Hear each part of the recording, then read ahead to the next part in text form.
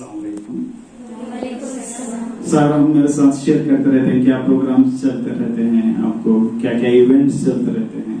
ये मेरे देख के पहले बहुत अच्छा लगा, क्योंकि आप किसी पर्टिकुलर इंस्टीट्यूट में जाइए या तो वो सिर्फ दीन के बारे में बात करते हैं, अगर दीनी मदरसा है तो, अगर दुनियावी मदरसा है या नॉर्मल स्कूल है तो सिर्फ वो एकेडमिक्स के बारे में बात करते हैं। लेकिन आपका यहाँ पे जो मेरे को अंडरस्टैंडिंग हुआ, आपको दीन और दुनिया दोनों का नॉलेज मिल रहा है। ये बहुत जरूरी है, क्योंकि ऐसा नहीं कि सिर्फ हम दीन का सीखेंगे, ऐसा भी नहीं बोल सकते कि हम सिर्फ दुनिया का सीखेंगे। हमको दीन और दुनिया दोनों का सीखना है। तो this is a perfect blend of both the worlds, यहाँ की दुनिया में भी और आखिरत का दुनिया में। मैं कैसा पढ़ाई किया है, मैं क्या क्या जॉब्स किया है, वो उसके बारे में कुछ बताना चाहता हूँ, ताकि आपको भी थोड़ा एक आइडिया आ जाए। तो मैं मैंने भी डिप्लोमा किया है इलेक्ट्रॉनिक्स एंड टेलीकम्युनिकेशन। ये 3 साल का डिप्लोमा होता है। ओके, मेरे को टेक्निकल में जाना था, तो टेक्निकल साइड, सो इसलिए मैंने पॉलिटेक्निक 3 साल का डिप्लोमा किया है। ओके, उसके बाद जो हमारे कॉलेज में कैंपस इंटरव्यूज बोल के चलते हैं, सो उसमें से एक कंपनी है हैदराबाद में, HCL, हिंदुस्तान कंप्यूटर्स लिमिटेड बोल के, तो उसमें कैंपस इंटरव्यू से मैं सेलेक्ट हो चुका हूँ। तो उसमें वो लोग क्या किए, फिर से हमको थोड़ा एडिशनल ट्रेनिंग देते हैं। क्या मैं पहले ही बोला, सिर्फ इंटर पढ़ने से या डिग्री पढ़ने से डायरेक्टली जॉब नहीं मिलता। We are not job ready, just हमारे पास नॉलेज है, बट जॉब के लिए जो स्किल्स चाहिए वो आपको एडिशनली लेना पड़ेगा। सो ये बहुत जरूरी है। सिर्फ ये मत सोचना कि मैं पढ़ाई कंप्लीट करूंगा तो जॉब चाहिए, वैसा नहीं होता है। तो हमको एडिशनल कोर्स करने का जरूरत था। तो HCL में मैं ज्वाइन होने के बाद वो लोग 1 महीने का एडिशनल कोर्स के, ऑफ कोर्स उसके लिए मेरे को फीस पे करना पड़ा। तो उसके बाद वो हार्डवेयर और नेटवर्किंग का कोर्स था, सो सिर्फ मेरे को हार्डवेयर कोर्स करना पड़ा वहां पे। तो उसके बाद आई वाज सिस्टम इंजीनियर। तो ऑफिस में जाके लैपटॉप, या जब तो लैपटॉप नहीं थे, डेस्कटॉप कंप्यूटर्स, तो इंस्टॉल करना, उनको डेमो देना कि कैसा है, कैसा काम करता है, बेसिक उस टाइप का। और कुछ प्रॉब्लम आता है तो उसको रिपेयर करना, जैसा टीवी जैसे रिपेयर करते हैं हम लोग, कंप्यूटर वैसा रिपेयर करते हैं। तो उस टाइप का जॉब था। लेकिन 1 साल करने के बाद मेरे को ऐसा महसूस हुआ कि ये कितने दिन करेंगे ये जॉब, इससे भी कुछ आगे बढ़ना है। सिर्फ सर्विस कर रहे थे, टीवी रिपेयर करते, लैपटॉप रिपेयर करने से कुछ नहीं होता, आगे भी सीखना है। तो मैंने क्या किया वहां से, और एक अपग्रेडेशन किया मेरे नॉलेज को। सो क्या पहले हार्डवेयर किया था, अभी नेक्स्ट नेटवर्किंग कॉन्सेप्ट में सीखा मैंने। फिर बेंगलुरु जाने के बाद एक 6 महीने का कोर्स किया है, जो नेटवर्किंग के बारे में समझाता है, जो नेक्स्ट लेवल का कंप्यूटर कोर्स है।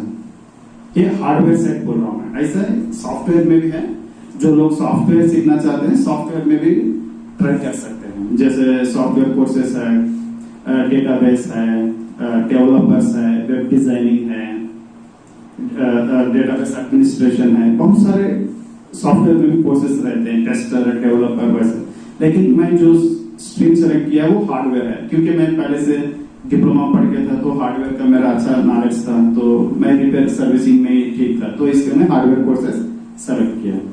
तो ये 6 महीने के बाद 6 महीने में मैं जो नेटवर्किंग कोर्सेस था, और उसके बाद माइक्रोसॉफ्ट के बहुत सारे कोर्सेस हैं, और उसके बाद CCNA, CCNP बोल के, मतलब एक पूरा पैकेज था 6 महीने का। लेकिन मैं एक 4 महीने का कोर्स बाकी कर सका। सो उसके बाद मेरे को जो कंपनी में मैं ट्रेनिंग ले रहा था, IIST, तो उन्होंने ही मेरा एक्सपीरियंस देखा था कि मैं 1 साल HCL में काम कर चुका हूँ, तो मेरे को टेक्निकल नॉलेज भी है और प्रैक्टिकल नॉलेज भी है। तो इसलिए वो लोग ऑफर किया कि हमारा इंस्टीट्यूट में आप टीचर के सर का काम करो।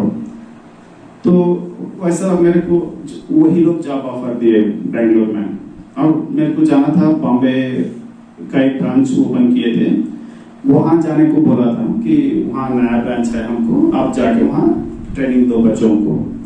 वहाँ ये IT इंस्टीट्यूट में कैसा रहता है, तो बच्चे, कॉलेज के बच्चे भी रहते हैं, एक्सपीरियंस लोग भी रहते हैं, किसी कंपनी में जॉब करते सुनो रहते, बूढ़े लोग भी रहते, मतलब हर एज के बच्चे रहते हैं। ऐसा नहीं कि स्टूडेंट मतलब आप जैसे स्टूडेंट, ऐसा नहीं, सब लोग रहते हैं, हर एक एज का रहता है।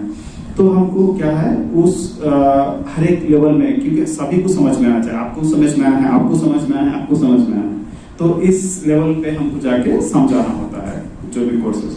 तो इस टाइप से मैं पढ़ाता था। उसके इसमें क्या होता था कि that was my first batch. First batch में क्या होता है, पहले तो आपको सीखना होता है, आपको सिखाने के लिए सीखना भी होता है। तो 1 साल तक मेरा यही काम था कि कल जो पढ़ाना है आज घर में बैठ के रात में पूरा पढ़ लेना है, ताकि मैं समझ सकूं अच्छे से, ताकि मैं कल जाके स्टूडेंट को समझा सकूं। इतना ही 1 साल पूरा ऐसा ही चला मेरा। कुछ एक्स्ट्रा एक्टिविटीज नहीं, इधर जाओ एंजॉय करो, ऐसा कुछ भी नहीं, क्योंकि आज मैं नहीं सीखूं तो मैं कल क्या पढ़ा पाऊंगा। अब बच्चों को नहीं पढ़ा पाएंगे तो बच्चे तो चुप रहने वाले नहीं है। तो ऐसा करके अच्छे से मेहनत करके पूरा 1 साल कोर्स एक्सपीरियंस किया है। उसके बाद क्या है, एक बार आप सीख लिए तो आप आराम से समझा सकते हैं। तो इसके अलावा जो मैं सीख रहा था वो भी सीख रहा था। उसके नेक्स्ट एडवांस लेवल में सन सोलारिस बोल के एक ऑपरेटिंग सिस्टम है, उसका भी मैं धीरे धीरे से सीखने लगा, ताकि मैं अपने आप को अपग्रेड करना है। क्योंकि आजकल के जमाने में टेक्नोलॉजी में आप पहले की सरकार नहीं, एक बार पढ़ाई कर लो अब हो गया खत्म, जॉब में बैठ जाओ, अब रिटायर होने तक का अब कुछ पढ़ने की जरूरत नहीं। वो जमाना नहीं रहा। स्टूडेंट के टाइम पे भी आपको पढ़ना है, जॉब करते समय भी अपने आप को अपग्रेड करना है, क्योंकि टेक्नोलॉजी आज जो टेक्नोलॉजी है 5 साल बाद नहीं रहेगा, 10 साल बाद नहीं रहेगा। अगर आप वो नहीं सीखेंगे तो पीछे रह जाएंगे। हमको ऐसा नहीं रहना है, जमाने के साथ हमको सीखना है और आगे बढ़ना है। तो वैसा मैं जैसा जैसा मेरा करियर में नया नया ऑप्शन अपॉर्चुनिटीज आता रहा रिलेटेड, मैं ये नहीं बोल रहा हूँ कि आज मैं ये काम कर रहा हूँ कल मैं एकदम अपोजिट करूंगा और मैं और अगले साल और एक एक्स्ट्रा करूंगा, ऐसा नहीं है। क्योंकि आप कर सकते हैं, नहीं करना बोल के नहीं है, बट आपका रिलेटेड होने से आपको इजी होता है, एडवांटेज होता है। तो मैं बेसिकली क्या कहना चाह रहा हूँ कि ये लर्निंग क्या होता है ना, सीखना it's never ending story. Okay, आपको लाइफ लॉन्ग लर्नर बोले, LLL life long learner. So वैसा रहना है। So we need to keep our minds open. सीखने के लिए, पढ़ने के लिए हमेशा हमको ओपन रहना है, तभी जाके हमको जो अचीव करना है वो अचीव कर सकते हैं, अपना गोल्स। ओके, मैं अभी आपको एक सवाल पूछूंगा, आप सब लोग आंसर देने की कोशिश कीजिए। आप सोचे होंगे कि आपको पढ़ाई के बाद क्या करना है, सोचे हैं? इंशाल्लाह सब लोग सोचे ही होंगे, बट सब लोग हम दिमाग में सोचते रह जाते हैं। बहुत सारे बार ऐसा होता है। पहले तो आपको आइडिया आना बहुत अच्छी बात है, आप लोग बोल रहे हैं कि आप सोचे हैं क्या करना है, क्या बनना है बोल के। मैं और एक आपको एक छोटा सा टिप देता हूं, उसको फॉलो करने की कोशिश कीजिए। आपको जो भी करना है, जो भी बनना है, एक छोटा सा पेपर लीजिए और आपका गोल लिखिए। मेरे को 2 साल बाद फलाना कोर्स कंप्लीट करना है, या मेरे को 5 साल बाद ये जॉब लेना है। जो भी आपको, मैं ये नहीं बोलूंगा ऐसा करना वैसा करना बोल के नहीं, आपके दिमाग में जो है, जो भी आप करना चाहते हो, वो जो दिमाग से निकाल के पेपर में लेके आना है। समझ रहे? पेपर पे लिखना है, मेरे को फलाना तारीख या 2 साल के बाद या 6 महीने के बाद या 1 महीने के बाद ये काम करना है, वो काम करना है, आपको पेपर में लिखना है। और ये पेपर ऐसी जगह चिपकाओ जहां आप देख सकते हो, सुबह उठते ही और रात में सोने से पहले और दिन में कई मर्तबा, जहां आपको दिखता है, आपको इजीली दिखना चाहिए आपका गोल। वो आपको दिमाग को रिमाइंड कराएगा कि मेरे को ये बनना है। वो बनना है के लिए आपको एक्शन प्लान बनाना होता है। ये कोर्स करना है, ये काम करना है, इसमें पास होना है, तो उसके लिए आप काम करेंगे। जब वो नहीं दिखेगा, हमारे दिमाग में सब रहता है, मैं भी बोल लेता हूँ ये बनना है, वो बनना है, दिमाग में हमारे बहुत सारे आइडियाज रहते हैं, है कि नहीं? 100 आइडियाज रहते हैं, क्योंकि हमारा दिमाग सुपर कंप्यूटर से भी सुपर कंप्यूटर है। बट सिर्फ दिमाग में रहने से कुछ नहीं होता, हम एप्लीकेशन में लाना है। तो ये गोल कार्ड आप इंशाल्लाह कोशिश कीजिए। सिर्फ आपको कुछ नहीं, आपको गोल्स में बहुत सारे रहते हैं। शॉर्ट टर्म गोल जो 1 महीना में कंप्लीट करना है, 3 महीने में कंप्लीट करना है, या 1 साल में कंप्लीट करना है, या आपको मीडियम टर्म गोल्स 2 साल में कंप्लीट करना है, 5 साल में कंप्लीट करना है, या लॉन्ग टर्म गोल है 10 साल में, 15 साल में, जो भी हो आपका, जो भी गोल्स है आप पेपर में लिखो। Short term goal, long term goal, उसमें ये रखो कि वो कब अचीव करना है आपको, फलाना डेट, फलाना साल, फलाना तारीख, उस टाइप में आपको डिफाइन करना है। इससे मैं खुद पर्सनल तौर पे मैं महसूस किया है इसका डिफरेंस। ओके, दिमाग में तो बहुत सारा आइडिया रहते हैं, लेकिन जब तक वो पेपर में नहीं आएगा, आपके आंखों के सामने नहीं दिखाई देगा, हम लोग जनरली काम नहीं करते हैं। तो ये आप कोशिश कीजिए कि ये ट्राई कीजिए। आप बाद में बताएंगे मेरे को कि कैसा आपको हेल्प हो रहा है। तो अभी जैसे मैं बोला, मेरा पॉलिटेक्निक होने के बाद मैंने HCL ज्वाइन किया एज ए सर्विस इंजीनियर। फिर उसके बाद अपने आप को अपडेट करके नेटवर्किंग के लिए मैं बॉम्बे में 3.5 साल या 4.5 साल तक मैं बॉम्बे में था। तो ये एक बताने का एक मकसद है, मैं आपको लास्ट में बताऊंगा मैं क्यों बता रहा हूँ ये topic. Okay, as a trainer, as a teacher, मेरा जिम्मेदारी क्या रहेगा? टीचर का जिम्मेदारी क्या है? पढ़ाना, बच्चों को पढ़ाना। जो भी सब्जेक्ट मेरा है वो बच्चों को पढ़ाना है। सो वो मेरा काम था जब मैं बॉम्बे गया था। सो वहाँ क्या होता है कि बहुत बार ऑफिस बॉय नहीं रहता है, अटेंडर नहीं रहता है, सिक्योरिटी गार्ड नहीं रहता है, या फिर कभी ऐसे टाइम पे मार्केटिंग के लोग आते हैं या कस्टमर्स आते हैं, या मतलब इंक्वायरी के लिए, जैसे बच्चे कोर्सेस करना, क्या कोर्स करना है, क्या जरूरी है, करियर काउंसलिंग के लिए। तो मैं ये भी काम कर रहा था कि मेरा तो काम है कि टीचर है, मेरे को पढ़ाना, चुपचाप मैं पढ़ सकता हूँ, और सर ये मैनेजर नहीं है, काउंसलर नहीं है, अब बाद में आइए, कल आइए, तो वो मैं कर सकता था। लेकिन मैं धीरे धीरे से क्या कर रहा हूँ, जो मैं जब पढ़ाता रहता हूँ तो मैं पढ़ाता रहूंगा। जब मैं फ्री रहता हूँ, अगर कोई अपॉर्चुनिटी आया तो मैं जाके उनसे बात करना कि उनको क्या चाहिए, उनका क्या इंटरेस्ट है, वो कोर्स लेने से उनको अच्छा है। तो इसके हिसाब से मैं उनको करियर काउंसलिंग देना स्टार्ट किया है। हालांकि वो मेरा काम नहीं था, मेरा काम तो टीचर था, लेकिन मैं ये काम भी करने लगा। तो इससे क्या हुआ, वो कनेक्शन, अभी जब आप मेरे से बात करते हैं जब काउंसलिंग के समय, अगर आपको मैं ही पढ़ाने लगूंगा तो आपको इंटरेस्ट भी आएगा, क्योंकि मैं आपको थोड़ी बातें समझा रहता हूँ, ये करने से ऐसा रहता है, वो करने से वैसा रहता है, वैसा सेम थिंग। मतलब मैं जो मेरा ड्यूटी नहीं है उसमें भी मैं, मेरा काम ये नहीं बोल सका, जो अपॉर्चुनिटी मिला तो मैं उसको भी ले लिया।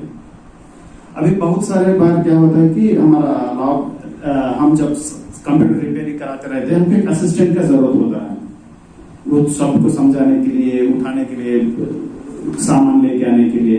कभी कभी क्या होता है, वो ऑफिस बॉयज आते नहीं आते, तो हम क्या करते थे कि इट्स ओके, हम सब कुछ करेंगे, ऑफिस बॉय का काम भी करेंगे, टीचर का काम भी करेंगे, काउंसलिंग का काम भी करेंगे, सब। हम ये नहीं डिफाइन कर रहे हैं कि हमारा काम इतना जो, हमारा काम होता जो नहीं, जो भी हमारे पास ऑप्शन है, सीख सकते हो, कर सकते हो, तो हमको आगे बढ़ना चाहिए। तो इसके वजह से क्या हुआ, मेरे को ऑफिस बॉय से लेके, लैब कोऑर्डिनेटर से लेके, टीचर से लेके, कैरियर काउंसलर से लेके, सेंटर मैनेजर, ये सभी रोल मेरे को पता चला, इसमें सभी में मैं एक्सपीरियंस आया। तो थोड़े सालों के बाद ऐसा हुआ कि मेरे को एक नया सेंटर खोल के दिए वो लोग, सेंटर मैनेजर, बट मेरा रोल क्या था, ओनली टीचर। बट कैसा मैनेजर बना, क्योंकि जो भी अपॉर्चुनिटीज मेरे को आए, जो भी जरूरत था, उसमें नई कोऑर्डिनेटर का हमें घुसना, काम करना, मेहनत करना। इससे क्या हो गया, रिकग्निशन मिला कि यस, ये बंदा सब कुछ संभाल सकता है। तो एक मेरे को जो अंधेरी में हमारा फर्स्ट ब्रांच था IIST का, तो यहाँ पे मैं 3 साल करने के बाद मेरे मैनेजमेंट को इतना कॉन्फिडेंस आया कि हाँ ये एक सेंटर संभाल सकता है। तो तब मेरे को एक सेपरेट सेंटर खोल के खड़गपुर में वहां का इंचार्ज बना दिए थे। तो मैं क्या समझाना चाह रहा हूं यहाँ पे कि we should go always beyond our scope. हम हमारे काम से थोड़ा आगे बढ़ना है, तभी हम नेक्स्ट लेवल पे जा पाएंगे। नहीं मेरा काम इतना जो, मेरा काम होता जो, ये नहीं करता, मैं वो नहीं करता, ऐसा रुकने से you will be limited to only certain extent. तो हमको हमेशा आगे बढ़ना है, कोई काम करने से हमको घबराना नहीं है, क्योंकि आपका जो भी रिलेटेड है हम आगे बढ़ना चाहिए। ऐसा नहीं कि मैं थक जाता हूँ, ये मेरा काम नहीं है क्या, वो मेरे बहन का है, वो मेरा भाई का है, ये मेरे फूफू का है, ये सर का है, ये मैडम का है। नहीं, जो भी हम कर सकते हैं, जो हमारे कैपेसिटी में है, हमको करके सीख के आगे बढ़ना है। सो ये बहुत इंपॉर्टेंट है। अब बहुत बार हमारे अभी जो मैं लेटेस्ट कंपनी है, मैं ओरेकल में हूँ पिछले 18 साल से। ओके, मैं जैसे ज्वाइन हुआ as a technical support engineer, so it's normal engineer role है। तो उसके बाद बहुत सारा कोर्स सीखा। मैं ये सोच रहा था कि मेरे पास बहुत सारा एक्सपीरियंस है, क्योंकि मैं ओरेकल ज्वाइन करने से पहले, सन माइक्रोसिस्टम ज्वाइन करने से पहले ऑलरेडी मैं 4 कंपनी में काम कर चुका था, डिफरेंट इंडस्ट्रीज। तो मैं सोच रहा था कि मेरे पास नॉलेज बहुत है। जब मैं ओरेकल में गया, सन माइक्रोसिस्टम में गया, मेरे को ऐसा लगा कि मेरे को बहुत कुछ मालूम नहीं है, और जो मेरे को मालूम है बहुत कम है। तो फिर से मैं क्या किया, मैं अपने आप को अपग्रेड करने लगा। जो मार्केट में टेक्नोलॉजीज चलता है, जो लेटेस्ट टेक्नोलॉजीज है, स्किल सेट है, अपने स्किल सेट को हमेशा आगे बढ़ाना होता है। तो उस हिसाब से मैं अपने आप को अपग्रेड करने लगा। सो मेरे को अल्टीमेटली 3 साल के बाद टेक्निकल सपोर्ट इंजीनियर से सीनियर टेक्निकल सपोर्ट इंजीनियर का प्रमोशन मिला। फिर 2 साल के बाद प्रिंसिपल टेक्निकल सपोर्ट इंजीनियर का रोल मिला। क्यों? क्योंकि हमेशा हमको मेहनत करना है, और ये मत सोचना कि मैं अब कोर्स करूंगा तो मेरे को अब भी प्रमोशन देना है। ऐसा नहीं होता। कभी कभी क्या होता है, थोड़े लोगों को जल्दी मिल जाता है प्रमोशन, या कामयाबी जल्दी मिल जाती है। इसका ये मतलब नहीं कि सभी को ऐसे कोर्स करते हैं ऐसा मिल जाएगा, वैसा नहीं है। So it takes time, but you should keep working for that. तो वो प्रिंसिपल टेक्निकल इंजीनियर के बाद मैं सोचा कि yes, I have to upgrade myself to management role. तो मैं मैनेजमेंट रोल में जाना चाह रहा था। तो जैसे अपॉर्चुनिटी मिला तो मैं भी इंटरव्यू अटेंड किया। ऐसा नहीं कि आपको जस्ट ऐसे मैनेजर बना देंगे। सो इंटरव्यू फेस करना है, मल्टीपल राउंड्स इंटरव्यू रहते हैं। तो उसमें सिलेक्ट होने के बाद मेरे को जब पहले अप्लाई किया था, मेरे को मैनेजर जॉब मिल गया। सो जनरली हमारा इंडिया में क्या होता है कि ये मल्टीनेशनल कंपनी एमएनसीज जो बोलते हैं, तो अमेरिका में रहते, यूरोप में रहते, ऑस्ट्रेलिया में रहते, इंडिया में रहते, मतलब वेरियस कंट्रीज में सब रहते हैं। तो मेजॉरिटी ऑफ द टाइम्स क्या होता है, वो यूएस वाले जो बोले हमको वो करना होता है, यूरोप वाले जो बोले वैसा प्रोसेस हमको फॉलो करना होता है। हमारा माइंडसेट भी ऐसा सेट रहता है, हाँ वो लोग बोलते हैं हमें करना, उन्होंने कैसा बोले हमें वैसा करना। बट जब मैं मैनेजर बनने के बाद मेरे को ऐसा लगा कि अरे यहाँ तो बहुत सारा काम पेंडिंग है, ये क्यों नहीं हो रहा है, वो क्यों नहीं हो रहा है। तो मैं सोच के क्या किया, एक एक्शन प्लान बनाया, इसको कैसे कंप्लीट करना है जो भी टास्क। और मैं मेरा टीम 10-12 लोग जो थे, मैं वो टीम के साथ इंप्लीमेंट किया, जो भी प्रॉब्लम्स था उसको कैसे सॉल्व करना, उसके हिसाब से वो प्लान बना के हम इंप्लीमेंट किया। इंप्लीमेंट करके अपने जो पास लोग हैं यूएस अमेरिका में, उनको बताया कि ऐसा ऐसा किया है, इसके वजह हमको ये अच्छा रिजल्ट मिल रहा है। तो मैं ये नहीं बोल रहा हूँ कि सर आप ये करो और वैसा करो, मैं काम किया, ये किया है, मैं ये रिजल्ट आया है, तो मैं उनको बताने लगा। तो वो लोगों को अच्छा लगा। तो ये लोग क्या बोले, हाँ यूरोप जो इंडिया में इंप्लीमेंट कर रहे हैं, हम अमेरिका में भी वही इंप्लीमेंट करेंगे, यूरोप में भी वही इंप्लीमेंट करेंगे। तो देखिए माइंडसेट कहां से कहां चेंज हुआ है। हमारा माइंडसेट क्या, हमेशा फॉलोअर्स थे, we are not leaders most of the time. But हमारा मेहनत से, हम काम करने से we also can become leaders, not just followers. तो ऐसा बहुत सारा प्रोजेक्ट्स मैंने किया है जो पहली बार यहाँ पे मैं प्रैक्टिस करके, मैं इम्प्लीमेंट करके, जो सक्सेस होने के बाद वो यूरोप में भी इम्प्लीमेंट हुआ, यूएस में भी इम्प्लीमेंट हुआ। सो मैं क्या कहना चाह रहा हूँ कि अपॉर्चुनिटीज आर अनलिमिटेड, प्रोवाइडेड हमको मेहनत करना है, हमको लीड लेना है। अरे मेरे को आज इतना काफी है, नहीं, कभी सेटिस्फाई नहीं होने का, हमेशा आगे बढ़ने का। हमको जितना मालूम है आज, उससे आगे सोचने का, आगे का सीखने का, आगे का पढ़ने का, ये सीखना बहुत जरूरी है, तभी हम आगे बढ़ेंगे। पहले के सर का टाइम नहीं है, बस हम इन डिग्री तक पढ़ेंगे, उसके बाद कुछ नहीं पढ़ेंगे, बस रिटायर हो जाएंगे, ऐसा नहीं होता है। चाहे गवर्नमेंट जॉब हो या प्राइवेट जॉब हो, कंटिन्यूअसली सीखना है। जो सीखेगा वही आगे बढ़ेगा, अदरवाइज जहां है वही रहेंगे। हम सबको आगे बढ़ना है कि नहीं? जो लेवल पे है, जो हम भी जाना चाहते हैं, हमको सभी को आगे बढ़ना है। इंशाल्लाह आप कोशिश करेंगे, हम सब लोग, तो हम सब लोग आगे बढ़ेंगे। अभी देखिए 10th क्लास जो है, आप सीबीएसई से करते हैं, आईसीएसई से करते हैं, या फिर NIOS जो ओपन स्कूलिंग है वो कर सकते हैं। वो होने के बाद आपको वेरियस सेक्शंस है, क्या क्या कर सकते हैं बोलने को। अभी बहुत लोगों को बहुत सारे करियर ऑप्शंस पता नहीं रहता है, क्या पढ़ सकते हैं, क्या कर सकते हैं कोर्स, ऐसा बोलते हैं। तो इसलिए हम जनरली क्या करते हैं, 10th होते क्या बोलते हैं, चलो कॉलेज हो जाएंगे, इंटर पढ़ेंगे, फिर इंटर होते क्या है, डिग्री है, ऐसा जस्ट पढ़ लेते चले जाते हैं। उसमें कोई बुराई नहीं है, मैं ये नहीं बोल रहा कि ऐसा नहीं करना चाहिए, बोलने का नहीं, ऐसा कर सकते हैं, बट आपको करने से पहले आपको क्यों करना है, ये कोर्स जो भी सिलेक्ट करते हैं, आप क्यों करना है, आपको क्या बनना है, क्या करना चाहते हैं पढ़ाई के बाद, वो आपको मालूम होना बहुत जरूरी है।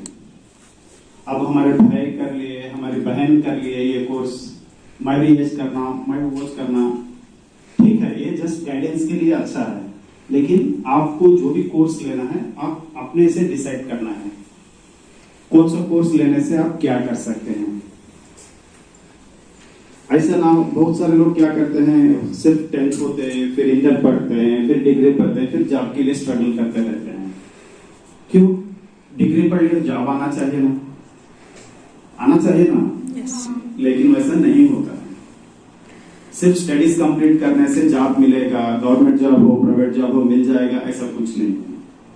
तो इसके लिए हमको पहले से डिसाइड करना होता है कि क्या हमारा इंटरेस्ट है। जैसे अभी इंजीनियरिंग बनना है, सो इंजीनियरिंग में कौन सा इंजीनियरिंग करना है, आपको सिविल इंजीनियरिंग करना है, मैकेनिकल करना है, या इलेक्ट्रॉनिक्स करना है। सो आपको पहले से थोड़ा आइडिया होना चाहिए। तो इसलिए आपको अभी से क्या करना है, थोड़ा रिसर्च करना पड़ता है कि इलेक्ट्रॉनिक्स करने से क्या होता है, मैकेनिकल करने से क्या अपॉर्चुनिटीज रहते हैं, वो इंजीनियरिंग साइड में।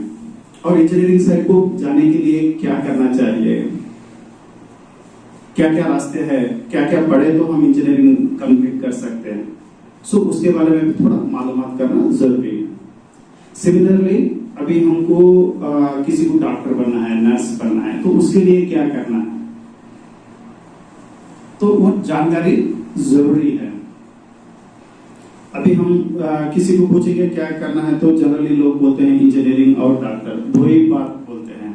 इसके अलावा भी बहुत सारे करियर ऑप्शन है हमारे पास, बस हमको थोड़ा जानकारी निकालना चाहिए। जैसे कंप्यूटर्स में बहुत सारे हैं, अकाउंटिंग में बहुत सारे हैं, फाइनेंस रिलेटेड बहुत सारा अपॉर्चुनिटी है। बस हमको हमारा इंटरेस्ट के ऊपर, किसी किसी को मैथ्स इंटरेस्ट रहता है, किसी किसी को साइंस इंटरेस्ट रहता है, तो आप जो भी फ्यूचर पढ़ाई करते हैं आपके इंटरेस्ट के हिसाब से पढ़े तो आपको बहुत फायदा होता है और आपको आसानी भी होता है। तो मैं आपको जो 10th के बाद क्या कर सकते हैं बोलने का, मैं 2-3 ऑप्शंस बताता हूँ। ऐसा नहीं कि इतना ही, इससे भी ज्यादा है। तो 10th करने के बाद आपको क्या है, इंटरमीडिएट के लिए +1 +2 कर सकते हैं। ओके, उसमें क्या है, BPC, MPC, CEC जो भी है आप वो कर सकते हैं। इसके अलावा ये तो सभी लोग करते हैं जनरली, बाय डिफॉल्ट वो कर लेते हैं। इसके अलावा भी जो एक इम्पोर्टेंट कॉन्सेप्ट है पॉलिटेक्निक बोलने का, सुने हैं नाम पॉलिटेक्निक, डिप्लोमा पॉलिटेक्निक, यस। तो ये क्या है, ये और एक ऑप्शन है आपके लिए। तो बहुत लोगों को डिप्लोमा के बारे में, पॉलिटेक्निक के बारे में नहीं मालूम, लेकिन आपको इंजीनियरिंग करना है तो आधा इंजीनियरिंग आप डिप्लोमा में ही सीख लेते हैं। अभी क्या है, आपको इंजीनियरिंग करने के लिए जनरली लोग क्या करते हैं, 10th पढ़ते हैं, फिर इंटरमीडिएट पढ़ते हैं, फिर उसके बाद 4 साल इंजीनियरिंग करते हैं। सो इंटरमीडिएट 2 साल और इंजीनियरिंग 4 साल, कितना हो गया, 6 साल। ओके, अब ये एक तरीका है। ओके, दूसरा तरीका इंजीनियरिंग करने का क्या है, आप 10th के बाद 3 साल पॉलिटेक्निक कर सकते हैं। डिप्लोमा 3 साल का होता है। उसके बाद आपको इंजीनियरिंग करना है। इंजीनियरिंग नॉर्मल कितने साल बोला मैं, 4 साल, बट आप लोग डिप्लोमा किए हैं, पॉलिटेक्निक किए हैं, तो आपको डायरेक्टली एंट्री सेकेंड ईयर में मिलेगा। तो 3 साल डिप्लोमा और इंजीनियरिंग में आपके लिए 3 ही साल है।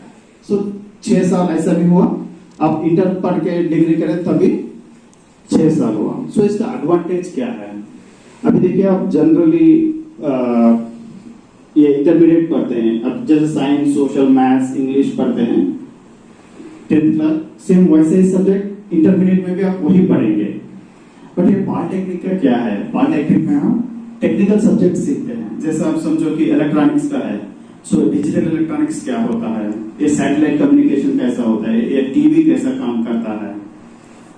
सो ये सब आप प्रैक्टिकली सीखते हैं डिप्लोमा में, हैंड्स ऑन एक्सपीरियंस। ऐसा नहीं कि सिर्फ किताब खोलो, पढ़ लो, रट्टा मारो, एग्जाम लिखो, वैसा नहीं होता है। सो पॉलिटेक्निक में हम प्रैक्टिकली सीख सकते हैं। जो इंजीनियरिंग में आप जो सीखने वाले हैं 3 साल के बाद, वो पॉलिटेक्निक में 10th के बाद ही आप सीख सकते हैं। इससे क्या होता है ना, आपका नॉलेज जब इंजीनियरिंग में जाते हैं तो आपका नॉलेज डबल हो जाएगा, क्योंकि ऑलरेडी आपको एक्सपीरियंस है, सेम सब्जेक्ट पढ़ रहे हैं, तो इसकी वजह से आपको बहुत सारा नॉलेज आएगा। या सेम थिंग अगर आप समझो कि इंटर पढ़े हैं, ऐसा नहीं कि मैं नहीं पढ़ना बोल के नहीं बोल रहा हूँ, इंटर भी पढ़ के आप इंजीनियरिंग भी कर सकते हैं। बट आप इंटरव्यू को चाहते हैं, जॉब अप्लाई करने के लिए जाते हैं, जो नॉलेज के हिसाब से जो पर्सन पॉलिटेक्निक पढ़ के इंजीनियरिंग कंप्लीट किया, उसका नॉलेज बहुत सुपीरियर रहता है, क्योंकि वो 2 बार इंजीनियरिंग किया हुआ रहता है। बट जो +2 पढ़ के इंजीनियरिंग किया हुआ रहता है, उनका सिर्फ वो 4 साल पढ़े रहते हैं। लेकिन इसमें क्या होता है, आप पूरे 6 के 6 साल इंजीनियरिंग सब्जेक्ट सीखते हैं। सो ये बहुत लोगों को मालूम नहीं है, जस्ट अरे क्यों करना डिप्लोमा, इंटर करो, डिग्री करो, यस कुछ भी कर सकते हैं, इसमें कोई प्रॉब्लम नहीं है। बट इसमें क्या होता है, आपको टेक्निकल नॉलेज बहुत ज्यादा एडवांस रहता है पॉलिटेक्निक करने से। इस पॉलिटेक्निक में भी क्या क्या कोर्सेस रहते हैं, बहुत सारे ऑप्शंस हैं, electronics, computers, mechanical, automobile, aeronautics, ऐसे बहुत सारे ट्रेड्स है। जो इंजीनियरिंग में जैसे ट्रेड्स है वैसे ट्रेड्स हमको पॉलिटेक्निक में भी मिलेंगे। सो ये एक ऑप्शन है। अब दूसरा तो जो इंटरमीडिएट पढ़ते हैं वो तो आपको सभी को पता है और पता चल जाएगा आसान से। उसके बाद क्या है, हमारे को मैं इतना भी नहीं पढ़ सकता, मेरे को लोड हो रहा है, तो और एक भी ऑप्शन है ITI, नाम सुना होगा आपने। यस, ITI सिर्फ 2 साल का रहता है। पॉलिटेक्निक में जैसे बोला 3 साल का, ITI सिर्फ 2 साल का रहता है। तो इसमें भी टेक्निकल कोर्सेज सिखाया जाएगा, जैसे फिटर है, वेल्डिंग है, कारपेंट्री है, टेक्निकल कोर्स जानकारी के लिए। सो ये भी ऑप्शन कर सकते हैं। अब अगर हमको 3 साल नहीं पढ़ना है, 6 साल हम नहीं पढ़ सकते, हमको कुछ पढ़ाई करना है, तो ये भी हम कर सकते हैं, 2 साल का ITI। ओके, इसके बाद आपको अगर डॉक्टरी में या MBBS करना है तो 10+2 करने के बाद फिर आपको 5 साल का MBBS, जिसके लिए नीट एग्जाम लिखना होता है। नीट एग्जाम में क्वालिफाई होने के बाद आपको MBBS सीट मिलेगा, या चाहे गवर्नमेंट सीट हो या प्राइवेट सीट।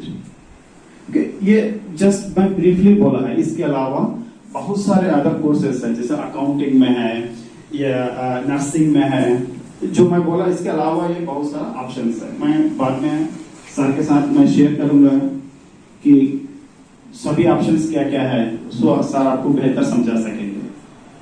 आप में से कितने लोग पैसे जमा करते हैं खजाने में डाल के? खजाना में डाल के जमा करते हैं, पॉकेट में रख के, जो भी मम्मी देते हैं पापा देते हैं, हम क्या करते हैं जमा करके रख लेते हैं, ताकि हमारा किताब खरीदने के लिए, पेन हो, गिफ्ट हो, मतलब जो भी आपको चाहिए आप लोग खरीदना चाहते हैं, इसलिए पैसा जमा करते हैं। ओके, अगर समझो आपके पापा 100 रुपए देते हैं आज, तो आप 100 रुपए खजाने में डालते हैं या लॉकर में रखते हैं, तो 1 साल के बाद कितना होगा वो? 100 की नोट रखे हैं आप, 1 साल बाद बीरे में कितना पैसा रहेगा? 100। जितना रखे उतना ही रहेगा, बराबर है ना? ना कम होगा ना ज्यादा होगा, जितना है उतना ही रहेगा।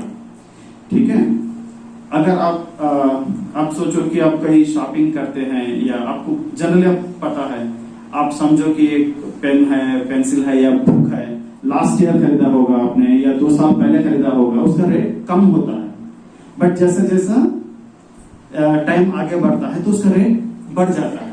समझो कि आपने कुछ चीज को 100 रुपए में खरीदा था पिछले साल, तो ये साल में 108 रुपए, 110 रुपए, 120 रुपए होता है।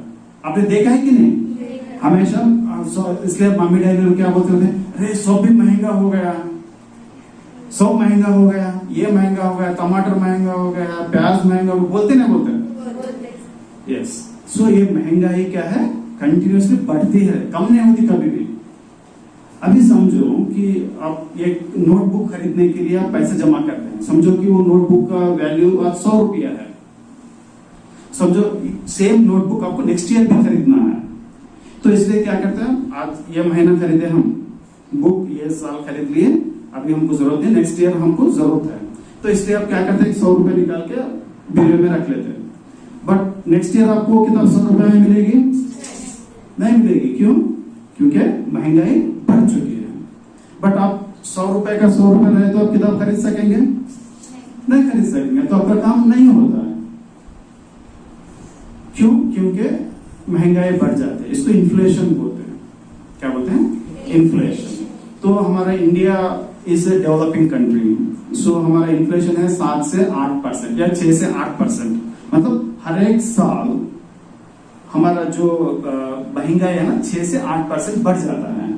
तो मैं आपको अगले साल आपको 100 रुपए का किताब खरीदने के लिए आपको 108 रुपए चाहिए, और 2 साल बाद खरीदने के लिए 108 प्लस अगेन 8 है।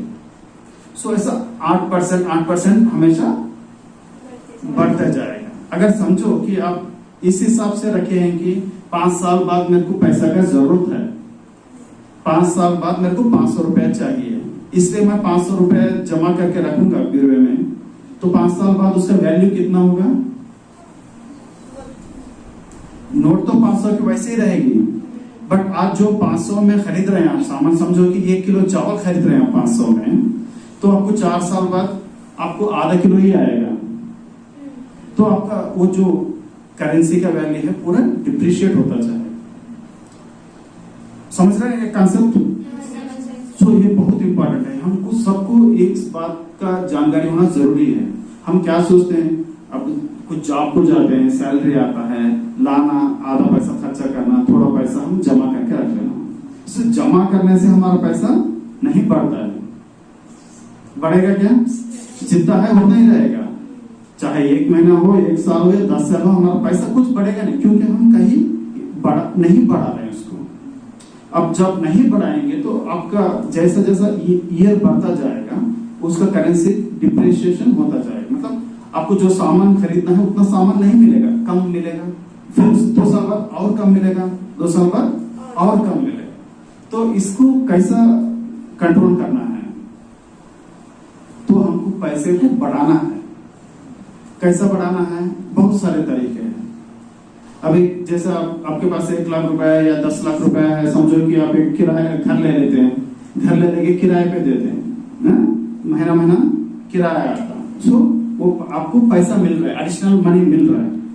वैसे आप कुछ बिजनेस में डाल दिए आप पैसा, ओके, बिजनेस में डाल दिए, क्या है तो बिजनेस करने की वजह से पैसा नफा आता रहता है, तो आप कुछ करेंगे तो ही वो पैसा अप्रिशिएट होगा, नहीं करेंगे तो नहीं करेंगे।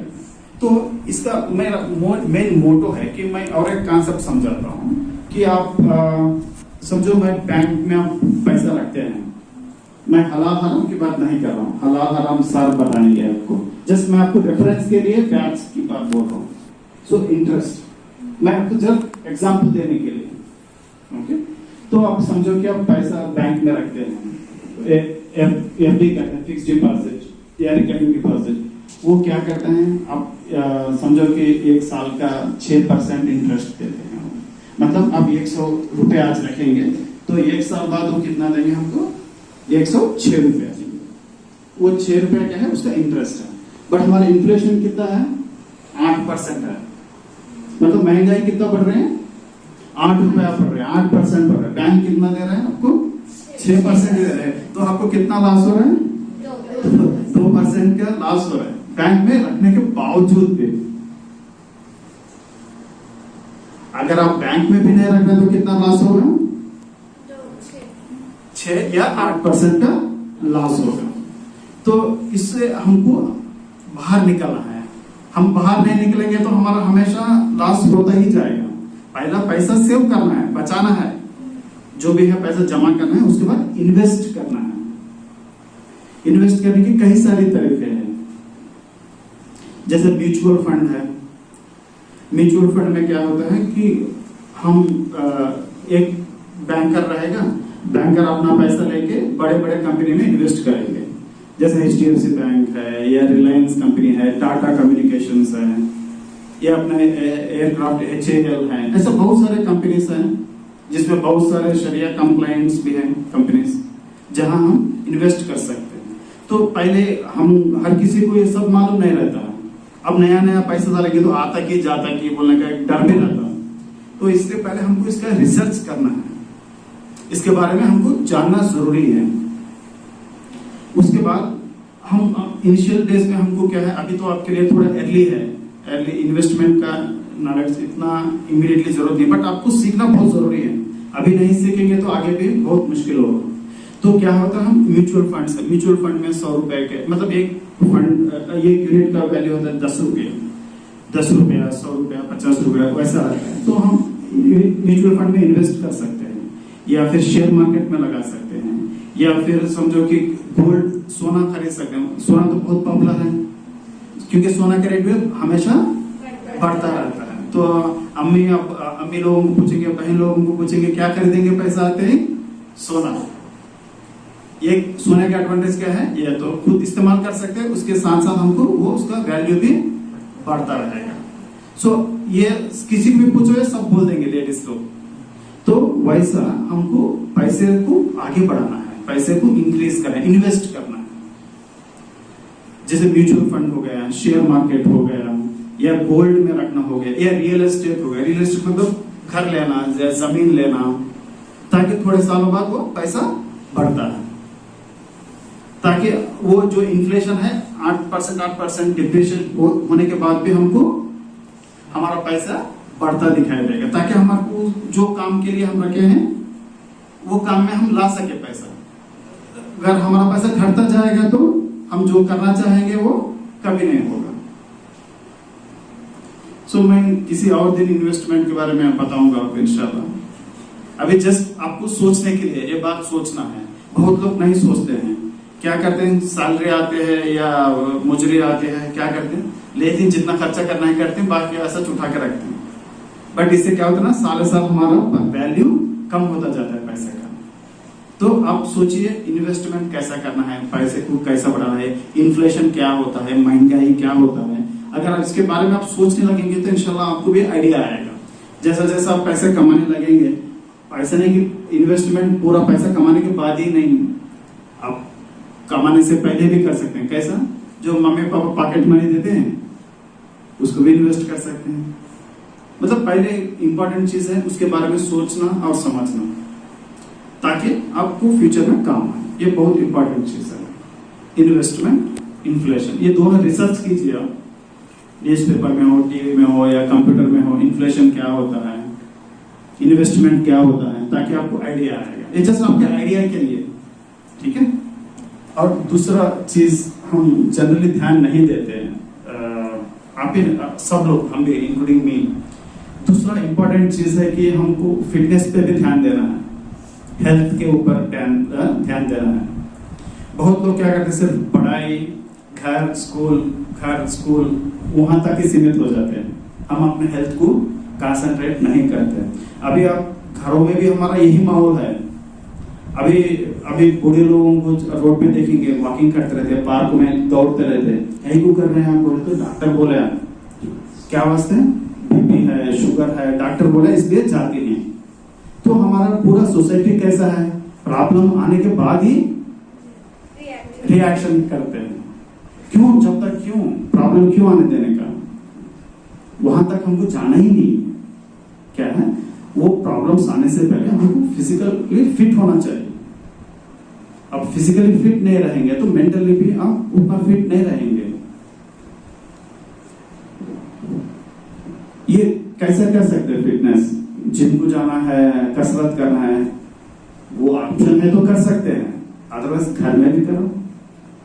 सिंपली उठक बैठक, गुंजी बोलते हैं ना, सिंपल, और ड्रिल, सिंपल ड्रिल, बहुत सारा ऑप्शन है, ऑनलाइन भी सीख सकते हैं, फ्री सीख सकते हैं आप। बट मेन चीज क्या है, हर किसी को फिट रहना है, बच्चे को, बूढ़े को, जवान को, हर एक को, हर किसी को। लेकिन ये जो हैबिट फिट रहने का जो बचपन से जिसको आ गया, वो पूरा लाइफ लॉन्ग फिट रहते हैं। अभी से हमको वो आदत होना है। घर में 10 मिनट करो, 15 मिनट करो, 20 मिनट करो, या फिर वॉकिंग पे तो जा ही सकते हैं, किलोमीटर 2 किलोमीटर। ये एक जैसे हम सुबह उठ के ब्रश करते हैं, नमाज पढ़ते हैं, खाना खाते हैं, नाश्ता करते हैं, ये हर रोज करते हैं ना हम लोग। सिमिलरली एक्सरसाइज को भी एक आदत से बनाना है हमको।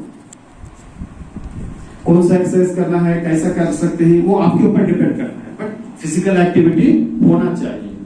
कभी सुबह करना है वॉकिंग, या फिर शाम में करना है, आप अपने शेड्यूल के हिसाब से। ऐसा नहीं कि सभी को हमेशा एक ही टाइम पे हो सकता है, ऐसा नहीं। बट हमको कम से कम आधा घंटा हर रोज एक्सरसाइज करना चाहिए। हम फिजिकल फिट रहने से हमारा माइंड भी फ्रेश रहेगा। माइंड फ्रेश रहेगा तो हमको पढ़ाई में और जो भी हम काम करना चाहते हैं उसमें ध्यान रहेगा। So physical fitness also very important. इंशाल्लाह कोशिश करेंगे ना, इंशाल्लाह। और क्या है, मैं तीसरा टॉपिक बताना चाहता हूँ कि हमारे माइंडसेट पे, और हमारा माइंडसेट क्या होता है ना, हम हमेशा एक ही लाइन से सोचते रहते हैं कि अभी मैं जस्ट एग्जांपल बताता हूँ। हमारा घरों में माहौल कैसा रहता है, कोई भी हो, कि थोड़े लोग होते हैं जो पॉजिटिवली बात करते हैं, ये अच्छा है, इनो अच्छे है, उनो अच्छे है उनके। और एक कैटेगरी रहते हैं हमेशा नेगेटिव बात करते रहते हैं, इनो ऐसे, उनो वैसे, इनके वजह से हमको ये प्रॉब्लम हो, हमको उनके वजह से ये प्रॉब्लम। ये क्या होता है ना कि it's like positive thinking and another one is negative thinking. तो हमको लाइफ में जो पॉजिटिव लोग हैं उनके साथ बैठना उठना चाहिए, उनसे ज्यादा ताल्लुकात बनाना चाहिए। ये बहुत मायने करता है।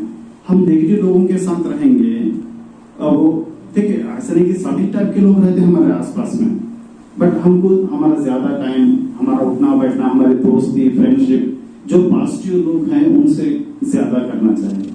क्योंकि हम पॉजिटिव सोचेंगे, हम पॉजिटिव लोगों के साथ रहेंगे तो हम भी पॉजिटिव सोचेंगे, तो हमारा कुछ जो भी है पॉजिटिवली होगा।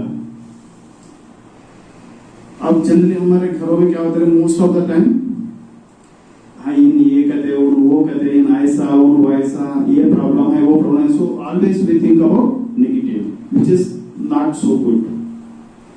सो try to avoid those things if possible. ऐसा अगर कोई बड़े लोग बात करते हैं तो अगर हम वहां से नहीं सुनना चाहते, उठ के जरा बाजू हट सकते हैं, ताकि हम वो उधर कंसंट्रेशन ना करें।